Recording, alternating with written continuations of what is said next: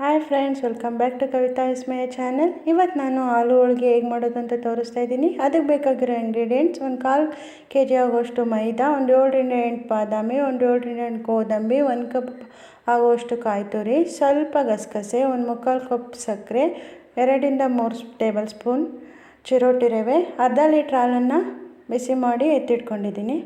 ಬಿಸಿ ಮಾಡಿರೋ ಹಾಲನ್ನೇ ತಗೊಂಡು ಗಸಗಸೆ, ಬಾದಾಮಿ, ಗೋಡಂಬಿ ಹಾಕ್ಕೊಂಡು ನೆನೆಯೋಕೆ ಇಟ್ಕೊಳ್ಳೋಣ. ಒಂದು ಪಾತ್ರೆಗೆ ಮೈದಾ, ಚಿರೋಟಿ ರವೆ ಹಾಕ್ಕೊಂಡು ಚೆನ್ನಾಗಿ ಮಿಕ್ಸ್ ಮಾಡಿ ಸ್ವಲ್ಪನೇ ನೀರು ಹಾಕ್ಕೊಂಡು ಚೆನ್ನಾಗಿ ನಾದ್ಕೋಬೇಕಾಗುತ್ತೆ. ಹಿಟ್ಟನ್ನು ತುಂಬ ಸಾಫ್ಟಾಗಿ ನಾದ್ಕೋಬೇಕು. ಅದ್ರ ಮೇಲೆ 1 ಟೇಬಲ್ ಸ್ಪೂನ್ ಆಗುವಷ್ಟು ಎಣ್ಣೆ ಹಾಕಿ ಚೆನ್ನಾಗಿ ನಾದ್ಕೊಂಡು ಒಂದು ಪ್ಲೇಟ್ ಮುಚ್ಚಿ ಒಂದು 20 ನಿಮಿಷ ನೆನೆಯಲಿಕ್ಕೆ ಬಿಡೋಣ. ಮಿಕ್ಸಿ ಜಾರಿಗೆ ನೆನೆಸಿಟ್ಟಿರೋಂಥ ಗಸಗಸೆ,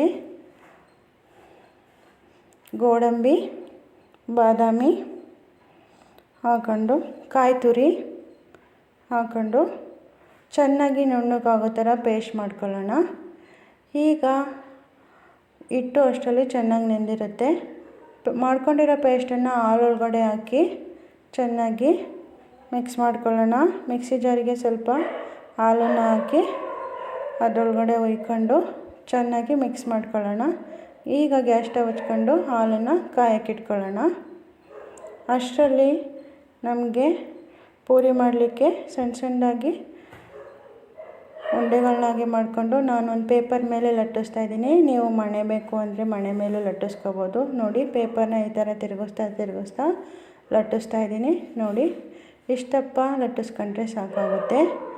ಅಷ್ಟರಲ್ಲಿ ಒಂದು ಕುದಿ ಬಂದಿರುತ್ತೆ ಹಾಲು. ಒಂದು 3/4 ಕಪ್ ಆಗುವಷ್ಟು ಸಕ್ಕರೆ ಹಾಕಿ ಒಂದು ಬಾದಾಮ್ ಪೌಡ್ರು 1 ಪ್ಯಾಕ್ ಹಾಕಿ ಚೆನ್ನಾಗಿ ಕುದಿಸ್ಕೊಂಡ್ರೆ ಹಾಲು ರೆಡಿ ಆಗುತ್ತೆ. ಈಗ ನಾನು ಈ ಥರ ಪುರಿಗಳನ್ನ ಇಟ್ಕೊಂಡಿದ್ದೀನಿ.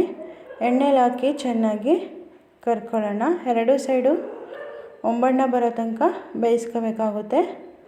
ನೋಡಿ, ಇವಾಗ ನೋಡಿ ಕಲರ್ ಚೇಂಜ್ ಆಯಿತು. ಇವಾಗ ಆಲೂ ಹೋಳಿಗೆ ಸರ್ವ್ ಮಾಡೋಕ್ಕೆ ರೆಡಿಯಾಗಿದೆ. ನೋಡಿ, ತುಂಬ ಚೆನ್ನಾಗಿದೆ. ಬಿಸಿದಾದರೂ ತಿನ್ಬೋದು, ನೆನೆಯೋಕ್ಕಿಟ್ಟು ತಿನ್ಬೋದು.